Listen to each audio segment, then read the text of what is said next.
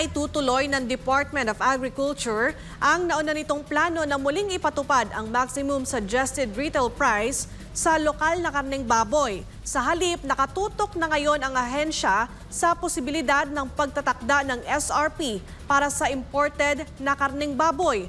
Ano naman kaya ang reaksyon ng mga grupo hinggil dito? Alamin ang detalye sa ulat ni Sheena Torno.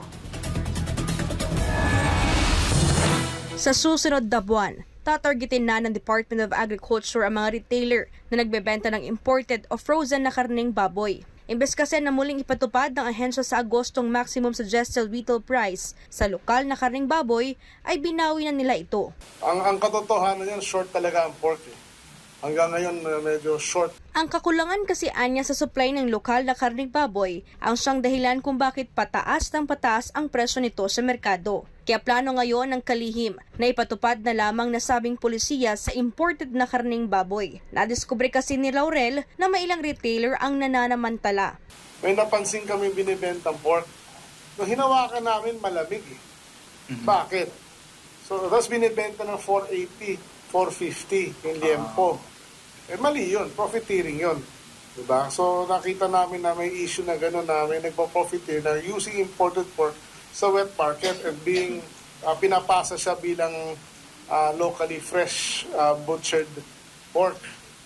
Yun ang nangyayari. So we have to put order sa retail natin na walang dayaan. Diba?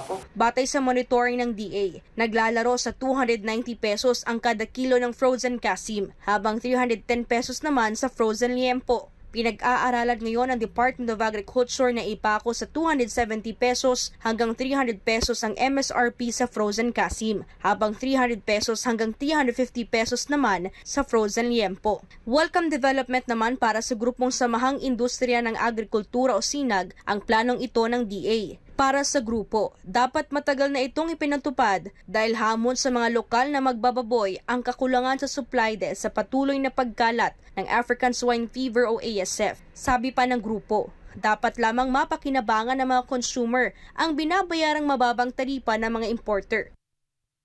We welcome and support ang ginawa ng DA ngayon para at least naman pork imports makinabang naman ang consumers dahil mababa na nga presyo nila, reduced tariff pa. For several years and months, buhay talaga pasasa ang importers. Sa kasalukuyan, ang taripa sa imported na karneng baboy sa Pilipinas ay nasa 15% sa ilalim ng Minimum Access Volume of MAV in quota, habang 20% naman sa out of quota. Kwenasyon naman ng Meat Importers and Traders Association ng MITA, bakit sa imported na karneng baboy ang punterya ngayon ng DA? Mas makabubuti sabi ng grupo na hanapan na lamang ng paraan ng DA na mapababa ang presyo ng lokal sa pamamagitan ng pagpaparami ng supply. They tried to impose MSRP on all pork and hindi naging successful kasi kulang ang supply. Ngayon, if they want to impose MSRP on imported pork, mas walang bibili ng local pork. Kasi kung mas mababang imported, mas hindi bibili ang local. Work with some retailers to keep the price down. Pero hindi naman kumbaga not to impose na kailangan ganito, pag hindi huhulihin kita, no? Sabi pa ng MITA, konsultahin muna ng Department of Agriculture ang kanilang sektor bago tuluyang ipatupad ang MSRP sa imported na karneng baboy. Matatandang maraming pork retailers ang nabigong sumunod sa naturang polisiya dahil hindi umaayon ang aktwal na presyo ng karne mula sa farm gate sa tinakdang MSRP. Para sa Diyos at sa Pilipinas kung mahal, ito si Sheena Torno, SMNI News.